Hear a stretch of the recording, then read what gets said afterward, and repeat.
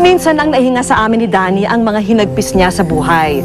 Matapos kasing lumamlam ang kanyang bituin, napilitan siyang hubarin ang karakter at personalidad bilang isang aktor.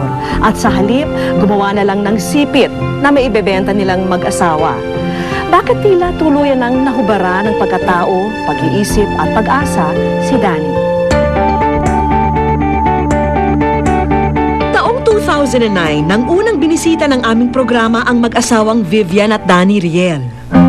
Tuwing umaga, abala ang mag-asawang Vivian at Danny sa paggawa ng mga sipit dito sa Malabon. Ngayon minsan abuti kami na 1 o'clock, nakakaisang sako kami yan. Lalo na pag wala siyang lakad. 150 pesos lang ang isang linggong kita nila sa mga sipit. Mahirap paniwalaan ang kalagayan nila, lalo na't malayo na ito sa nakagawian ng asawa ni Vivian na si Danny Riel, isang dating artista. 20 anyos si Mang Danny nang inalok siyang mag-artista ng direktor at aktor na si Efren Reyes. Hanggang sa dumating yung oras na medyo talagang kinakapos na ako dahil hindi na ako binibigyan ng lola ko ng pera. Dahil ayaw niya rin ako mag-artista. Sinabi sa mga Efren, dito pwede kang mag-stay sa bahay sa kasama kita pag-shooting.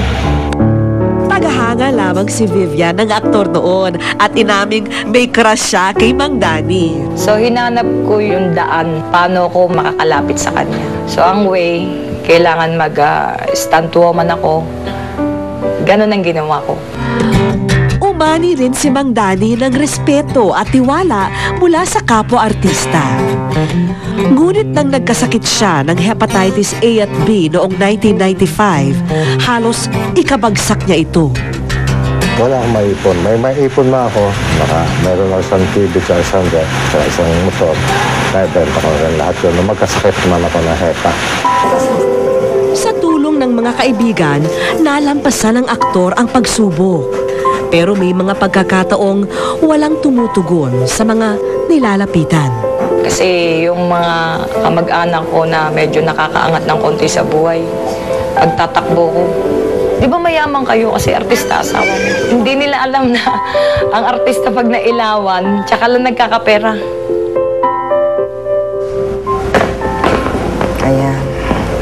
Ayan, kasado na ang aming sorpresa para kay Mang Danny. Sana magustuhan niya itong mga inihanda namin para sa kanya. Maganda. Hindi makapaniwala. Ito ba ako? Tila bumabata raw ang pakiramdam ni Mang Danny sa mga alaalang hatid ng mga larawan. Pero Mang Danny, may lihim ang isang litratong ito.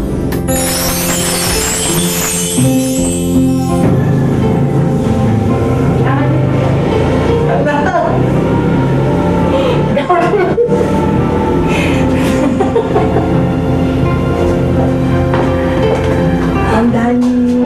Ay! Welcome sa wish ko lang. Nasurpresa po po kayo. Ha?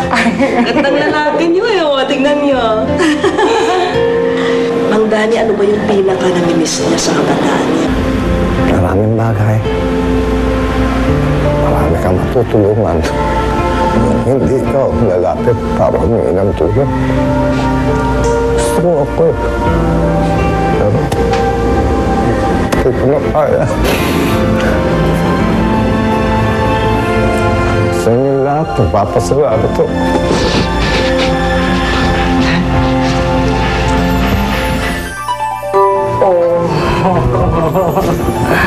Di ba?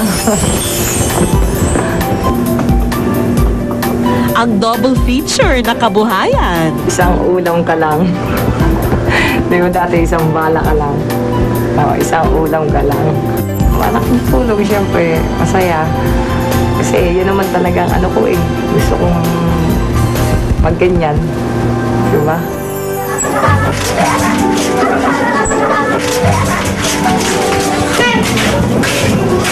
Makalipas ang halos 2 taon, muli naming binisita si Mang Danny. At dito sa kalye ng Malabon siya'y aming nakasalubong. May importanteng lakad daw siyang pupuntahan, kaya gusto niyang laging umaalis ng bahay. Pinunta nga namin Central Park. Kailangan din niya.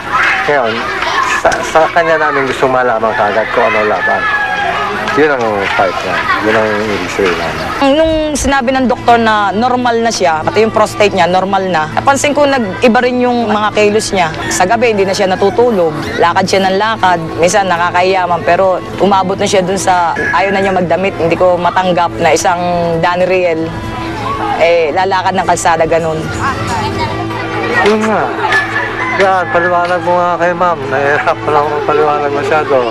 Sa aming panayam kay Mang Danny, kapansin-pansin ang kanyang mga kakaibang kinikwento.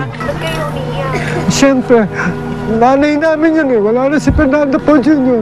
Yun ang nanay namin, tapos tumapastos na gano'n na lang. Sige, kumakapayag na gano'n, ma'am. Kumakapayag. Dito ka matutulog sa kwarto. Hindi rin napalago ni Aling Vivian ang pangkabuhayan na unang binigay ng aming programa dahil naubos ito sa gamutan ni Mang Danny. Sana ang maintindihan mo, kahit anong gawin mo, nahihilo ko. Nahihilo ko. Tigas naman ang ulo mo.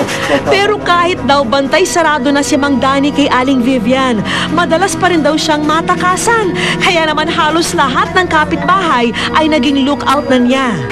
Kahit hating gabi po, nakikita po namin siya, inuwi po namin siya dito. Kahit ayaw niya pa umuwi, akain talaga namin yung pauwi. Kasi nga, siya nga lang yung palakad-lakad dito. Kasi kami paggabi, nagro-ronda kami dito. Kirby, bantayan mo si Daddy ha. Sabi mo piso, mag-aalis yan ha. Bantayan mo lang ha.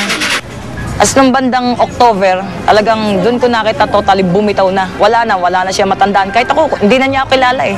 Hindi mo siya pwedeng iwanan ng 2 hours, 3 hours, hindi. Actually, hindi na nga niya alam pati yung bowl yung sa CR. Huwag ka nga alis ha, matulog ka lang ha. Sa kagustuhang mailayo sa disgrasya ang asawa, madalas pinipilit ni Aling Vivian si Mang Danny na manatili sa bahay. Pero sa tuwing papasukin na ito, ganito lagi ang eksena. Kasi nga magpahinga ka raw.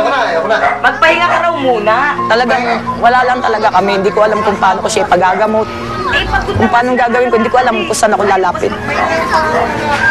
Pero pag binabanggit mo yung, ano ba, sabihin mo, yung industry, yung mga kasama mong artista, parang pupunta, parang dadalawin ka. Lumalakas siya eh, para bang niisip ko, yun sigurong kailangan niya eh, makita yung mga kasama niya.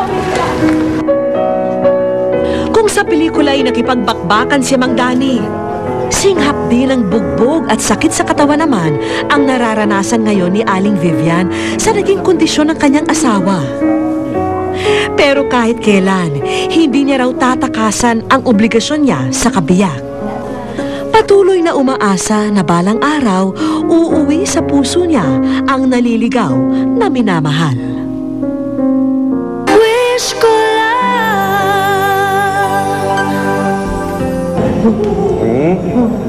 Maalala pa kaya si Mang Danny ng kanyang mga tinuring na pamilya sa showbiz? Ito na yung gusto niya.